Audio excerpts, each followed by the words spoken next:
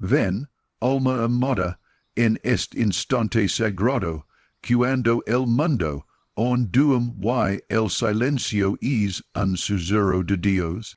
Respira profundo, sint esa quietud que invita al abrazo tierno del Altísimo. Hoy, aquí, te invito con todo mi corazón. Del gracias a Dios, agrades con un alma abierta como el cielo a la mensa, listo para recibir su paz, su sanidad, su luz que nunca se apaga. Esta oración es el alba que rompe tus sombras, el viento suave que renueva tu espíritu. ¿Alguna vez has sentido el peso del aire aplastando tu pecho? Dudas silenciosas que mordes, que en tu mente cargas caladas que temes confesar.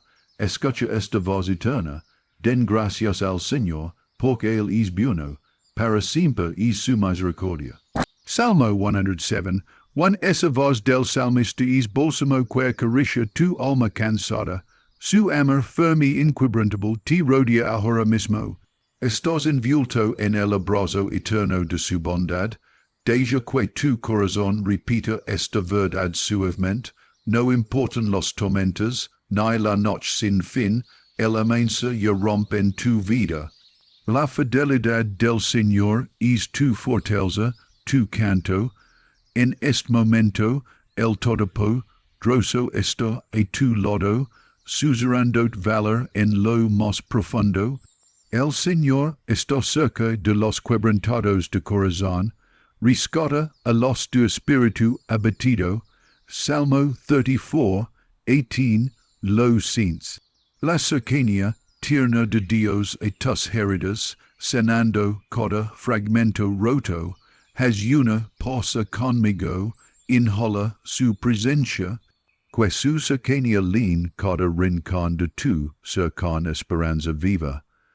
Y si hoy permitieras que su paz fluyera como río constante, firme y dulce, no una como pasajera, sino esa paz profunda que Jesús prometió, la paz os de yo, mi paz os doy, yo no os la doy, como el mundo la da.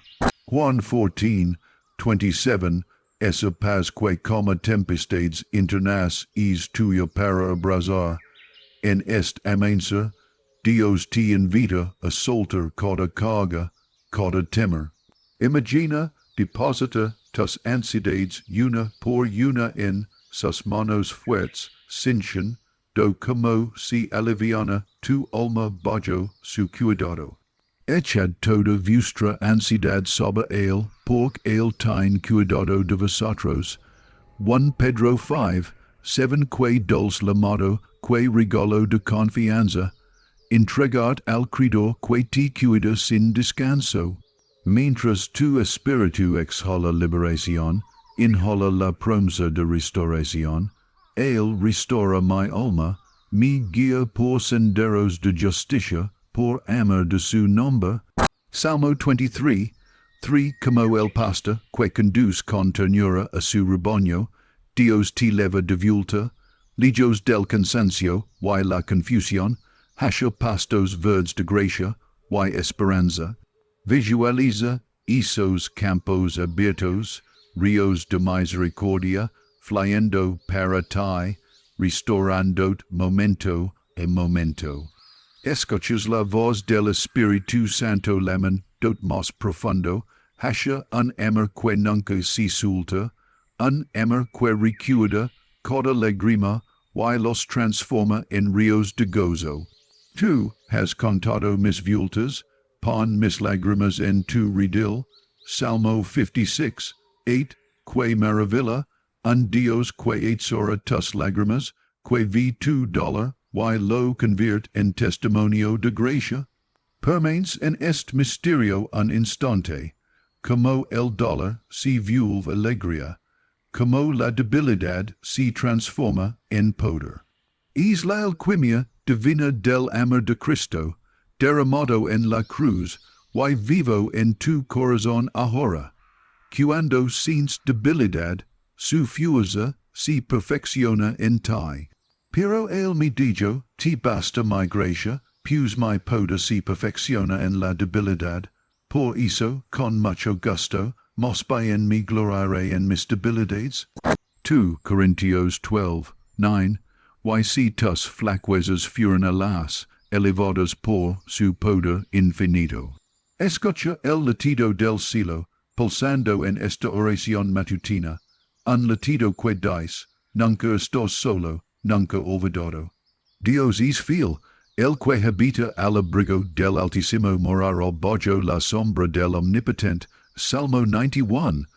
Cierra tus ojos, imagina tu descanso bajo sus alas poderosas, seguro, conocido y amado. No hay necesidad de pretender ni esconder. Es elegido, precioso, amado. Deja que est susurro suaves tus temores, con amor eterno te he amado, por eso te sigo mostrando mi fidelidad. Jeremías 31:3.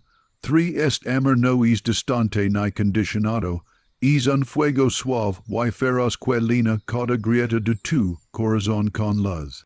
Y si hoy caminaras en es amor, levando una loma que nadie puede pagar, imagina tus pasos transformados, tus palabras sanadoras, tu presencia como oración viva para los que te rodean. Dios no solo quiere que recibamos su amor, sino que seamos canales vivos de él, sus manos, sus pies, su voz en un mundo que clame por esperanza. Al levantar a este día, que te vistas con fuerza y dignidad, caminando con la seguridad de un hijo amado que conoce su valor. Está vestido de fuerza y dignidad, sonríe sin temer al futuro. Proverbios 31:25. Que la risa brota en medio de la incertidumbre, porque tu base es firme y inamovable. Si las dudas susurran en tu oído, recuerda las promesas que no fallan, porque yo sé los planes que tengo para ti, planes de bienestar y no de calamidad, para darte un futuro y una esperanza. Jeremías 29:11. Tu historia sigue en manos del autor amoroso que escribe cada capítulo con gracia y propósito. Así que, amado, al entrar en este nuevo día, declaro sobre ti la paz que sobrepasa tu entendimiento, la alegría que brota eterna, la esperanza que ancla el alma. Que la luz de la presencia de Dios te guíe, y su amor te siga donde quiera que veas. Y ahora, en este silencio santo, te invito a abrir tu corazón más profundo, es lugar donde a veces guardas tus miedos y tus sueños rotos. ¿Has sentido alguna vez que tu alma está cansada de luchar, que los caminos se vuelven oscuros y las promesas lejanas? Escucha estas palabras que penetran como un susurro divino. Venid a mí todos los que estáis trabajados y cargados, y yo os haré descansar. Mateo 11:28. Puedes imaginar es descanso que no se parece a nada que el mundo ofrece, un reposo suave, un alivio que penetra hasta la raíz del cansancio. Deja que es llamado se convierta en oración viva. Señor, aquí estoy, cansado, débil, lleno de preguntas. Vengo a ti con mis cargas, con mi corazón herido, confiando en tu promesa de descanso. Ven y renueva mi alma, como mis tormentas internas. Enseña a confiar sin reservas, a soltar lo que no puedo controlar, a caminar en tu gracia que renueva cada día. Sabes que en medio de tus batallas más duras, Dios no está distante. Aunque pase por valles oscuros, no temeré mal alguno, porque tú estás conmigo. Tu vara y tu cayado me infunden aliento. Salmo 23:4. Imaginate caminar en es val, con la mano poderosa de Dios guiandot, sugitandot cuando sins que vas a caer, susurrandot que no estás solo. Él es tu refugio, tu fortaleza, un auxilio siempre presente en la prueba.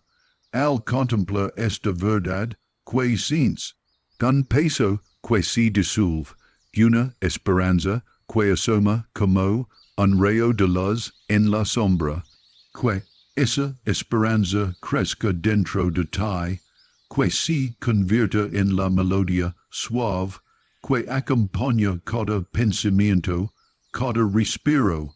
Permitim recordar que cada lágrima que has derramado no ha sido en vano.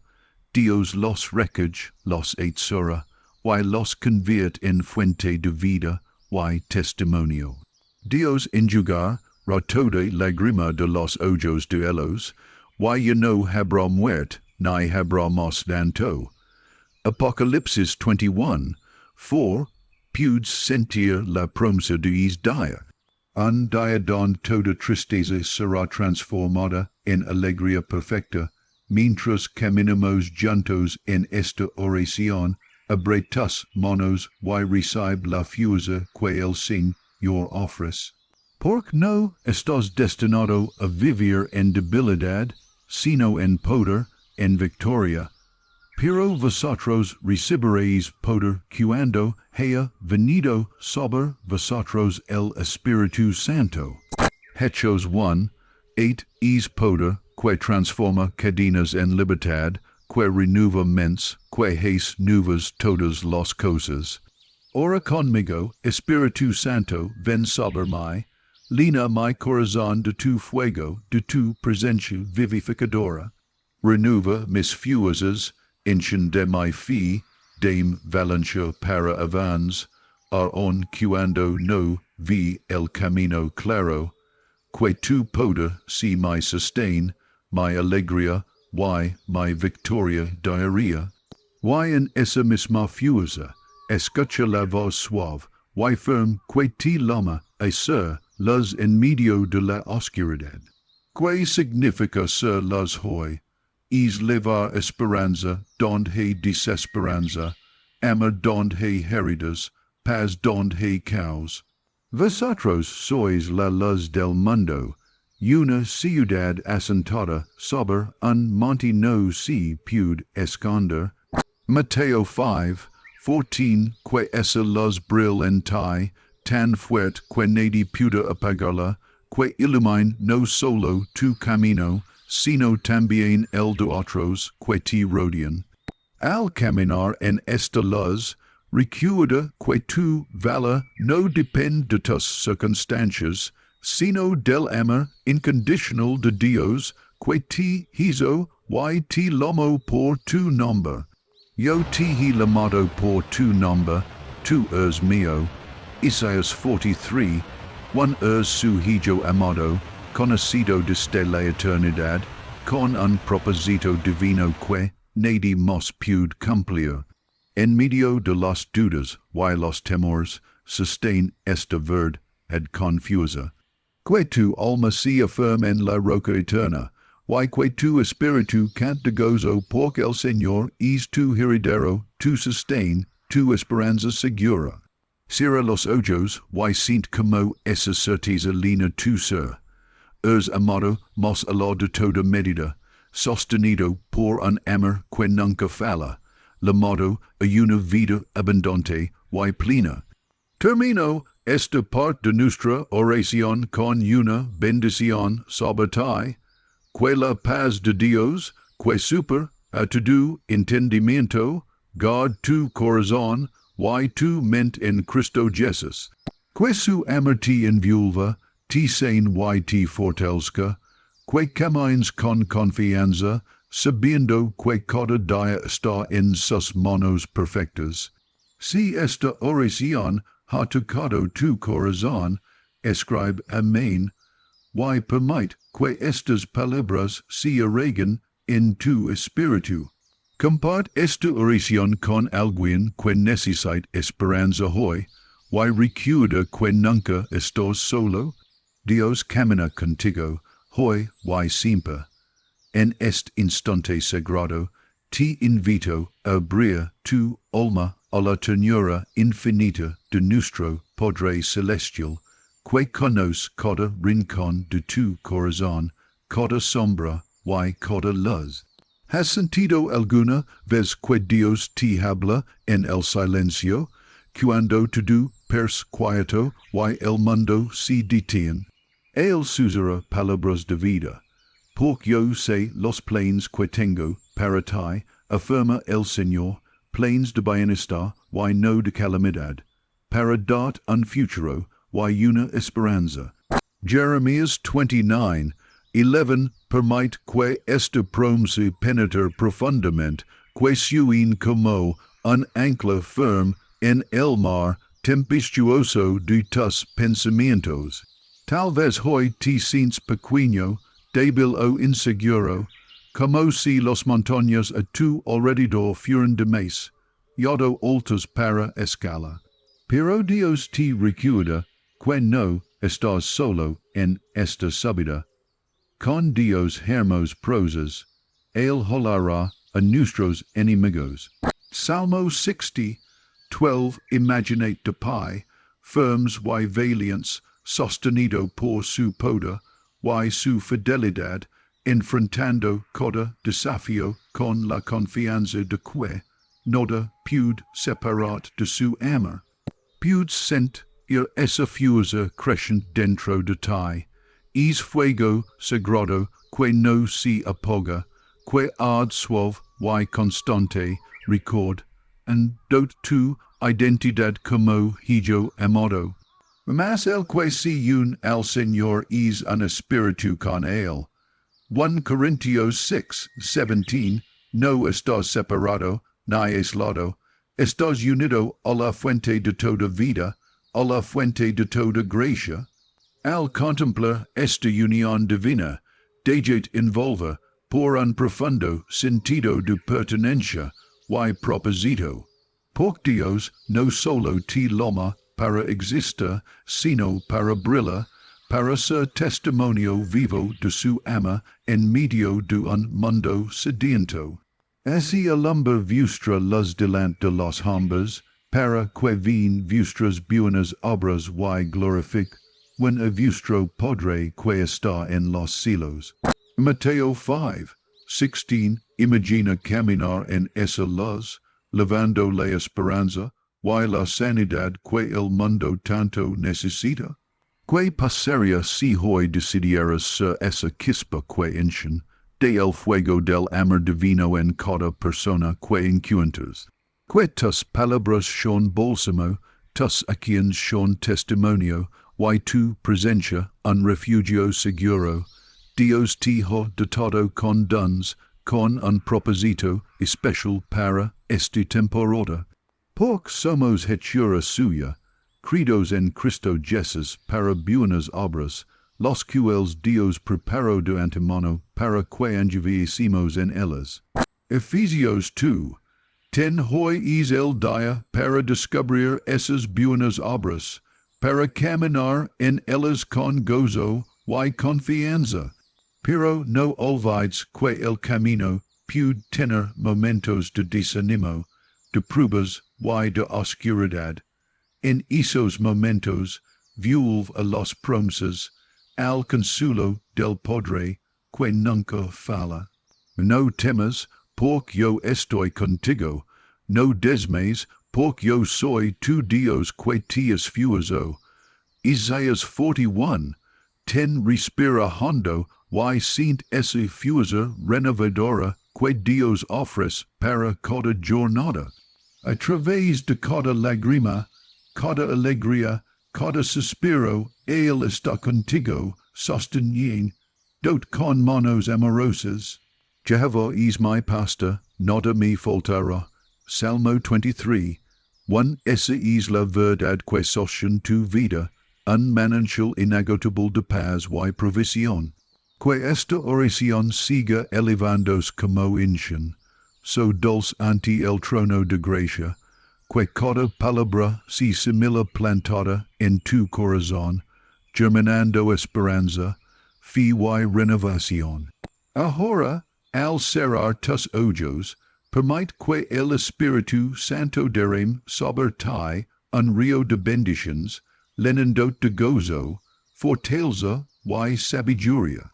Que camines este día con paso firme, confiando en que el ama de Dios te preside y te sigue en cada instante. Termino con esta bendición sobre tu vida.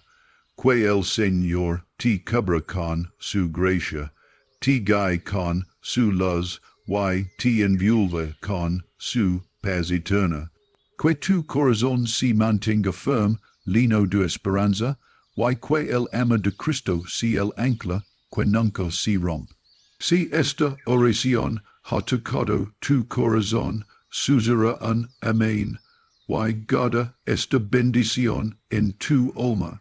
Comparte este momento de gracia con quienes necesitan un abrazo del cielo hoy. Mientras permanecemos en este espacio de oración, te invito a contemplar la fidelidad de Dios en tu vida. ¿Has notado cómo, a pesar de los tormentos y los vientos contrarios, Él siempre ha estado ahí? El Señor es bueno, es un refugio en tiempos de angustia. Protege a los que en Él confían. Nahum 1:7 Su bondad no falla, su promesa es eterna. Tal vez hoy sientes que el cansancio ha marcado tus pasos, que el camino ha sido pesado, y que tu alma anhela descanso. Permítele a Dios que si es refugio seguro, donde puedas reposar sin miedo, en es lugar de quietud, deja que su amor te envuelva y te renueve. Venid a mí, todos los que estáis cansados y cargados, y yo os haré descansar. Mateo 11:28, puedes wa su invitación. Puedes sentir como su abrazo rompe tus cadenas. A medida que te sumerges en su presencia, recuerda que cada prueba, cada dificultad, está transformándose en un testimonio de su gracia. Sabemos que a los que aman a Dios, todas las cosas les ayudan a bien. Romanos 8:28 confía que cada paso, por más incierto que parezca, está siendo dirigido por sus manos amorosas. Y mientras confías, permite que la esperanza brote en tu corazón como un manantial vivo. Porque no caminamos solos, sino que el Espíritu Santo nos guía con su luz y nos fortalece con su poder. Pero el Consolador, el Espíritu Santo, a quien el podré enviar en mi nombre, él os enseñará todas las cosas. Juan 14:26 Deja que esa enseñanza se imprima en tu alma, que cada palabra del Espíritu te llene de sabiduría y consuelo. En la comunión con Dios, renis la alegría que no depende de circunstancias. El gozo del Señor es vuestra fortaleza. Nehemías 8:10 Esa alegría interna que sostiene cuando todo a nuestro alrededor perezca, que hoy esa alegría te envuelva, te impulsa y te fortalece, que para seguir adelante con confianza. Imagina el día que tienes por delante, iluminado por la presencia de Dios, lleno de oportunidades para amar, para perdonar, para sanar. Que pasaría si decidieras ser un instrumento de su paz, que tu vida sea un faro y una bendición viva que toca a quienes te rodean. Finalmente, mientras este tiempo de oración llega a un momento de coma, yo en tu corazón esta bendición profunda, que el Señor te guarde y te proteja, que te dé paz en medio del caos y fortaleza en cada debilidad, que su amor infinito te envuelva y te impulsa a caminar en libertad y en victoria. Si estas palabras han encendido una llama en tu corazón, di amén, y permite que esta oración te acompañe, durante tu el día, compart est mensage con alguien que necesite sentir el abrazo de Dios hoy. Recuerda siempre estás en sus manos. Que la paz del Señor, ese paz que sobrepasa tu entendimiento, lean tu corazón hoy y siempre. Que su amor te abrace con ternura infinita, sanando cada herida, renovando cada esperanza dormida. Que la luz del Espíritu Santo guíe tus pasos, alumbrando on los senderos más oscuros, y que su fuerza te sostenga en cada desafío. Camina con la confianza de quien sabe que es hijo amado del Rey, vestido con gracia, cubierto por su misericordia y protegido por su fidelidad eterna. Que la alegría del Señor sea tu fortaleza constante, el gozo profundo que brota en medio de las pruebas, y que su presencia sea tu refugio seguro donde siempre puedes descansar. Que esta bendición se derrame sobre ti como un río de vida, llenando de paz, amor y esperanza renovada para cada nuevo día. Si esta oración ha tocado tu alma, te invito a que comience amén, abajo, para que juntos declaremos la fidelidad de Dios en nuestras vidas. Si necesitas oración o deseas más momentos como escribe también en los comentarios. Estoy aquí para orar contigo y caminar a tu lado. Si esta palabra de vida ha sido un bálsamo para ti, por favor regálanos un me gusta y suscribe para recibir más oraciones que fortales can tu espíritu cada día. Y si sientes en tu corazón compartir esta oración con alguien que hoy necesita esperanza, hazlo. Nunca subestimemos el poder de una palabra que llega en el tiempo perfecto. Que Dios te bendiga ricamente y que su paz te acompañe en cada paso que des. Amén.